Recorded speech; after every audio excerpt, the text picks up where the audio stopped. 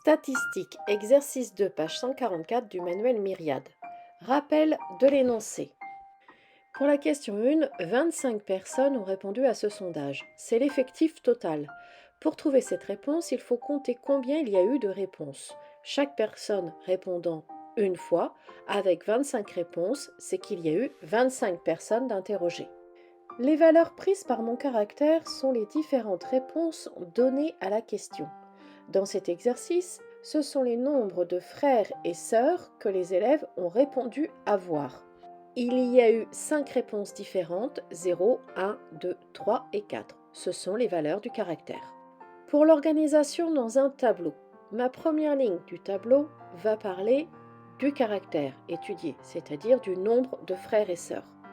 Sur la deuxième ligne, ça va être les effectifs. Je vous rappelle que l'effectif, c'est combien de personnes sont concernées par tant de frères et sœurs.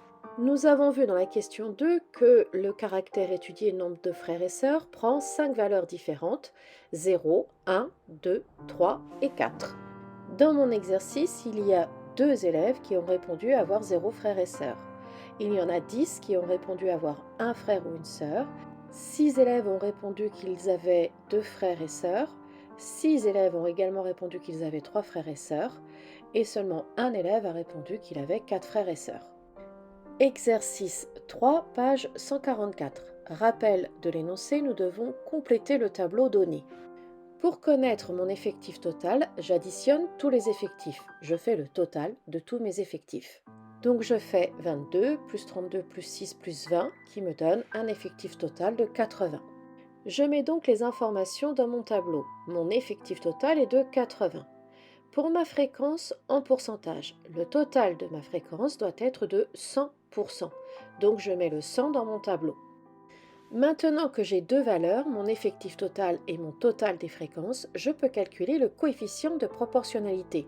100 divisé par 80 égale 1,25. Mon coefficient de proportionnalité me permet de passer de la colonne 1 à la colonne 2 en multipliant les nombres par 1,25. Je peux mettre une flèche allant de 80 à 100 en marquant que je fais fois 1,25. Mais je peux aussi calculer l'autre coefficient. En faisant 80 divisé par 100, j'obtiens 0,8. Celui-ci va me permettre de passer de la première colonne à la deuxième colonne en divisant par 0,8. Donc je peux faire apparaître une flèche qui passe de la première colonne à la deuxième colonne en indiquant que je divise par 0,8. Je n'ai plus qu'à faire mes calculs pour remplir mon tableau. La fréquence du programmateur numérique est de 27,5%, la fréquence des électroniciens est de 40%, la fréquence des infographistes est de 7,5% et la fréquence des commerciaux est de 25%. Je pouvais également faire le produit en croix, 22 fois 100 divisé par 80. Peu importe mon choix de méthode, il est juste important que j'en laisse une trace écrite sur mon cahier.